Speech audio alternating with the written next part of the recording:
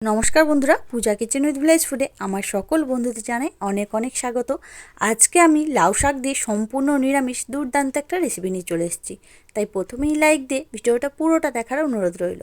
আশা করছি আজকের এই রেসিপিটাও আপনাদের কাছে বেশ ভালো লাগবে।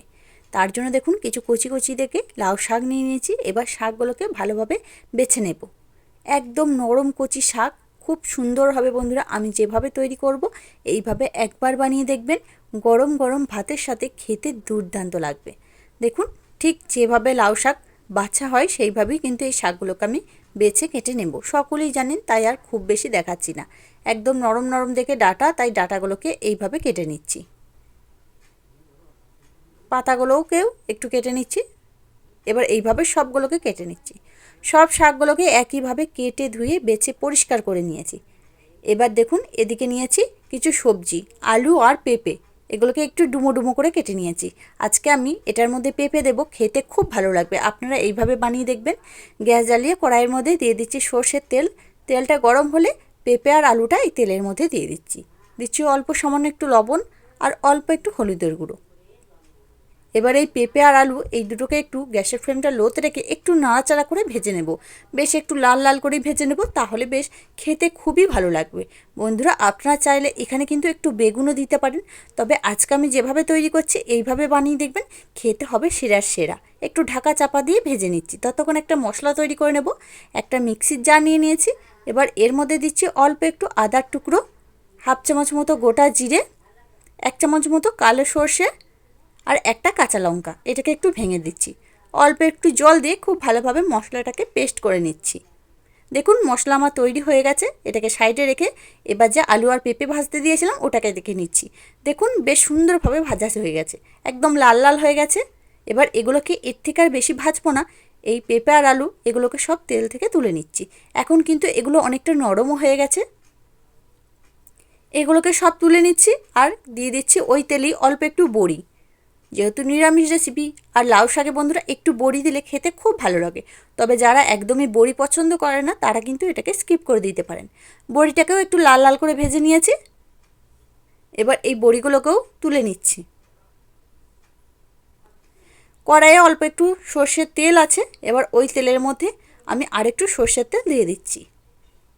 এবার ফোড়নে দিচ্ছি একটা শুকনো লঙ্কা, একটা তেজপাতা আর হাফ চামচ মতো আমি এখানে 5 ফোড়ন দিলাম। আপনারা কিন্তু এর পরিবর্তে গোটা জিরেটাও দিতে পারেন। তবে বন্ধুরা একবার 5 ফোড়ন দেবেন, খেতে কিন্তু বেশি ভালো হয়, ফ্লেভারটাও খুব সুন্দর আসে। ফোড়নটাকে ভালোভাবে ভেজে নিয়েছি। এবার যে শাকগুলোকে ধুয়ে রেখেছিলাম সেই সব শাকগুলোকে এর মধ্যে দিয়ে দেব। আর বন্ধুরা আমি যেহেতু সম্পূর্ণটা নিরামিষ করছি, তাই কিন্তু কোনো রকম পেঁয়াজ রসুন কিছুই দিইনি। তবে আপনারা খেতে চাইলে একটু পেঁয়াজ কুচি কিন্তু দিতে পারেন। সব শাকগুলোকে দিয়ে দিয়েছি। এর মধ্যে কিন্তু এখন জল বা লবণ কিছুই দেব না, কারণ এমনিতেই কিন্তু শাকটা থেকে একটু জল বেরোবে।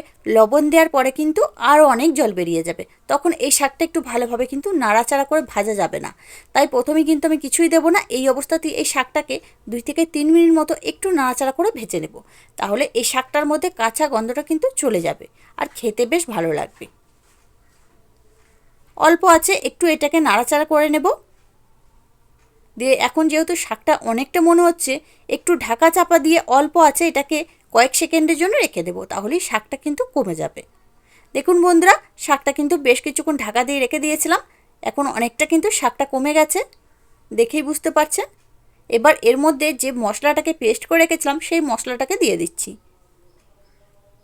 আর দিচ্ছি হাফ চামচ মতো হলুদ গুঁড়ো, হাফ চামচ মতো ধনে গুঁড়ো। যেহেতু গোটা জিরে বেটে দিয়েছিলাম তাই এখানে গুঁড়ো জিরেটা আর আমি দিলাম না। অল্প সামান্য একটু লঙ্কার গুঁড়ো আর দিচ্ছি স্বাদ মতো লবণ।